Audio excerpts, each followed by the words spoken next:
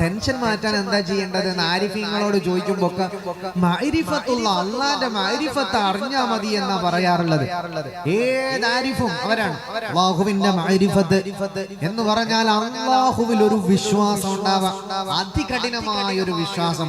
മരിച്ചു പോവും ഉറപ്പാണ്. അല്ലാഹ് അതൊക്കെ ചോദ്യം ചെയ്യുമ്പോൾ ഒരിക്കലും വെറുതെ വിടൂല.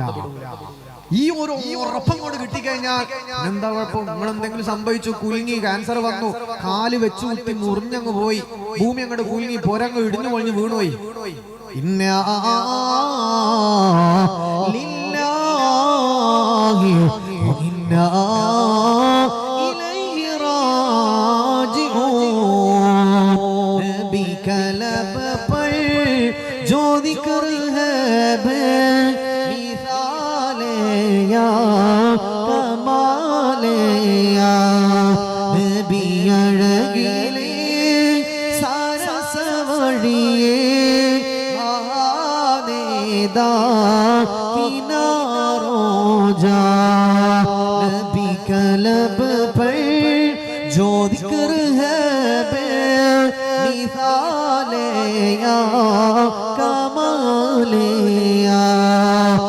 പ്രവാചകൻ പറഞ്ഞത് കേട്ടോ.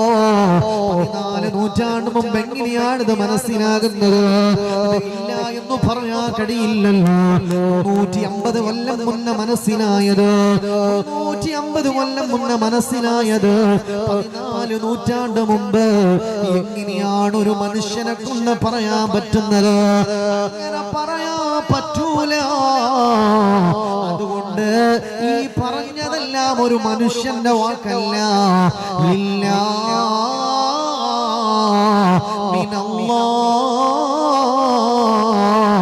അതല്ലാഹുവിൽ നിന്നാ. തേനീച്ചയെ പടച്ചവനതറിയാമല്ലോ, പടച്ചവനറിയാമല്ലോ. 10 കൊല്ലം കഴിഞ്ഞാ നടക്കാൻ പോകുന്നത് അതറിയുന്ന റബ്ബിനറിയാം. 9ാമത്തെ കൊല്ലം റോമക്കാര് വിജയിക്കുമെന്ന്. അല്ലാതെ മനുഷ്യന് അത് പറയാൻ കഴിയൂല. മനുഷ്യനെ കൊണ്ട് പറയാൻ പറ്റുമോ? ആലോചിച്ച് നോക്കാം. ഈമാൻ നമുക്ക് വർദ്ധിക്കാനത് നമ്മുടെ ടെൻഷനൊക്കെ ഒന്ന് മാറിക്കിട്ടണം. റബ്ബിലുള്ള വിശ്വാസവും അടുപ്പം ഇങ്ങനെ അങ്ങ് കൂട്ടിയാല് നിങ്ങൾ എന്ത് ടെൻഷൻ ഒരു സമാധാനം കിട്ടും. അല്ലാണ്ട് ഈ ടെൻഷൻ എന്താ? പഠിച്ച റബ്ബേ, സ്വർണത്തിന് 87, എന്റെ മോള് 10, ഒരു 10 പവൻ ഇപ്പൊ പോയി മേടിക്കണമെങ്കിൽ 90,000 കൊടുക്കണം. 90,000 അല്ല, 9 ലക്ഷം കൊടുക്കണം.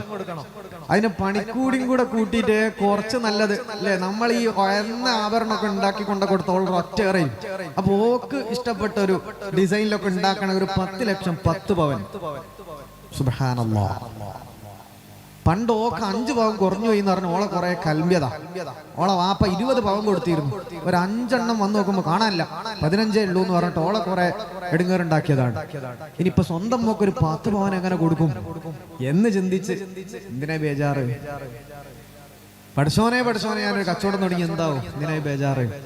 റബ്ബേ എനിക്ക് രോഗം, ഷുഗർ വന്നു, കൊളസ്ട്രോൾ വന്നു, പ്രഷർ വന്നു, അങ്ങനെ രോഗം വന്നു, ഇങ്ങനെ വന്നു, പഠിച്ചോനെ എന്ത് ചെയ്യാൻ പറ്റും? വയസ്സാണ് 50 ഒരു പൊരേ പോലും ഒരു മര്യാദക്കായിട്ടില്ല. 35, 40, 50, 45, ഒന്നും വീട് പോലും ആയിട്ടില്ലല്ലോ. ബേജാറ്.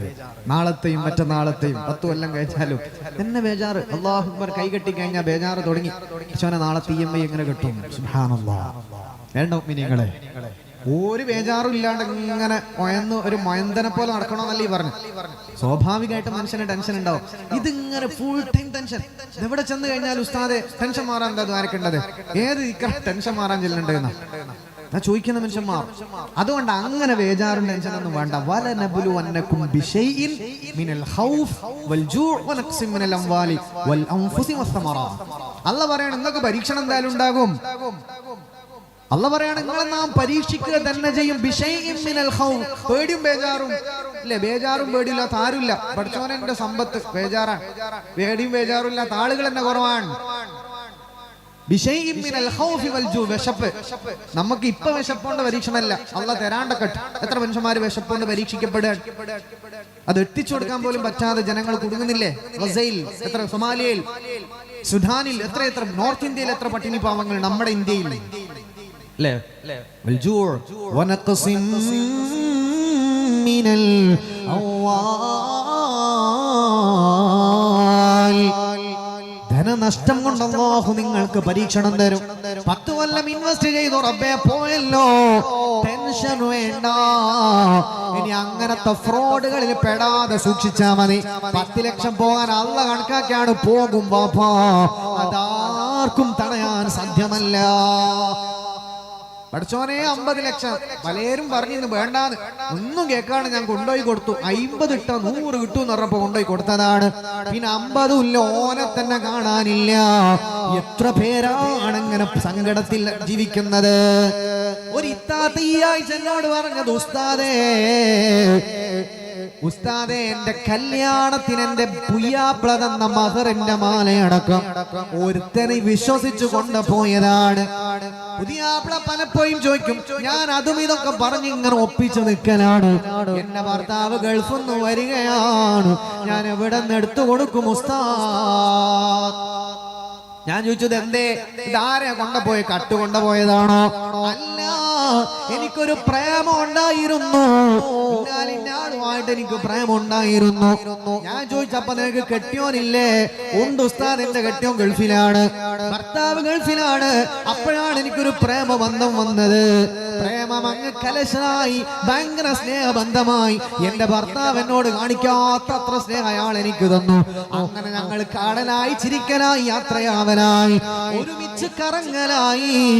എന്റെ കുഞ്ഞിനെ എന്റെ വീട്ടിലേൽപ്പിച്ചുകൊണ്ട് ഞാൻ അവന്റെ കൂടെ പല കാരണങ്ങളും പറഞ്ഞ് ഞാൻ ഇങ്ങനെ യാത്രകളായി. അവസാനം ഓരോ തവണ പണയോ വെക്കാനെന്ന് പറഞ്ഞ് എന്റെ സ്വർണങ്ങളെല്ലാം എടുത്തോണ്ട് പോയി.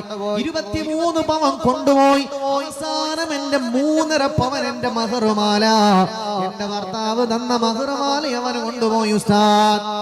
23.5 പവൻ സ്വർണ്ണാണ് കൊണ്ടുപോയത്. എന്റെ കയ്യിൽ എനിക്ക് കാതിലത്തെ ഒരു കമ്മലുണ്ട്, ഒരു വളയുണ്ട്, ഒരു കാൽമ ചുറ്റുന്ന സാധനമുണ്ട്. ബാക്കിയൊക്കെ കൊണ്ടുപോയി. ഞാൻ വലിയ ബേജാറിലാണ്. ഇങ്ങനത്തെ 100 കണക്കിന് വേദനിക്കുന്ന ആൾക്കാരുണ്ട്. ഒരുപാട് ഉമ്മമാരൊക്കെ ഇത് കേൾക്കുന്നവർ മനസ്സിലായിക്കോളും. നിങ്ങളെ കെട്ടിയോനല്ലാത്ത ഒരുത്തൻ നിങ്ങളോട് വല്ല സ്നേഹവും കാണിക്കുന്നുണ്ടെങ്കിൽ ഉറപ്പിച്ചോ, അതൊന്നെങ്കിൽ പൊന്ന് കണ്ടിട്ടേക്കും, അല്ലെങ്കിൽ നിങ്ങളെ ശരീരം കണ്ടിട്ട്. ലോകത്തൊരാൾക്കും ഒരു ഭർത്താവുള്ള ഒരു പെണ്ണിനെ പിന്നാലെ കൂടി എടുങ്ങാറാക്കുന്നവൻ ലോകത്ത് ഏറ്റവും വലിയ വഴി വെച്ച ആളാണ്. അത് മനസ്സിലാക്കാം. അത് ആത്മാർത്ഥമല്ല. ഇത് പ്രത്യേക എന്റെ സഹോദരിമാരൊക്കെ മനസ്സിലാക്കാം. കല്യാണം കഴിഞ്ഞാൽ പിന്നെ ഭാര്യനോട്, ഭർത്താവിനോട് ഒരു വിശ്വാസ്യതയും സ്നേഹവും കാണിക്കണം. അതിന്റെ മുമ്പ് കാണിക്കണമെന്നല്ല. കല്യാണം കഴിഞ്ഞ ഒരു വിശ്വാസത്തിന്റെ പേരിൽ ഒരുമിച്ച് ജീവിക്കുമ്പോൾ പിന്നെ പറ്റിക്കാൻ പാടില്ല. കഴിഞ്ഞ പ്രാവശ്യം ഞാൻ വന്നപ്പോൾ ആ വിഷയങ്ങളൊക്കെ വിശദമായിട്ട് ഞാൻ പറഞ്ഞു തന്നിട്ടുണ്ട്. വിവാഹം കഴിഞ്ഞാൽ പിന്നെ ഭാര്യനെ പറ്റിക്കാൻ പാടില്ല. വലിയ ദുരന്തങ്ങൾ ജീവിതത്തിലേക്ക് വരുന്നതാണ്. ഇത് വലിയ ഹദീസുകളും കാര്യങ്ങളും അങ്ങോട്ട് കിടക്കുന്നില്ല.